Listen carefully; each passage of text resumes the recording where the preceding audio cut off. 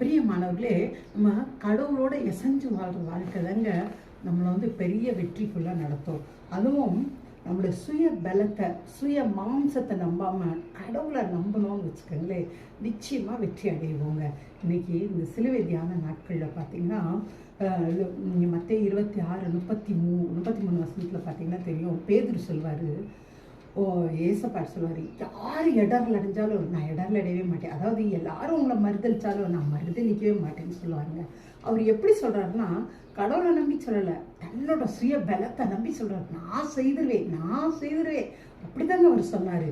ஆனால் அது பார்த்தீங்கன்னு வச்சுக்கோங்களேன், அப்போதான் ஏசப்பா சொல்லுவார், நீ பாரு, அடுத்த நாள் காலைல சேவல் கூவுறதுக்கு முன்னாடி 3 தடவை என்னை மறுதளிப்பான்னு சொன்னார். ஆமாங்க, பேதர் உண்மையில எனக்கு மறுதளிச்சான். ஏன்னா தன்னை நம்பினான், தன்னால் முடியும் நம்புறது தப்பு கிடையாது.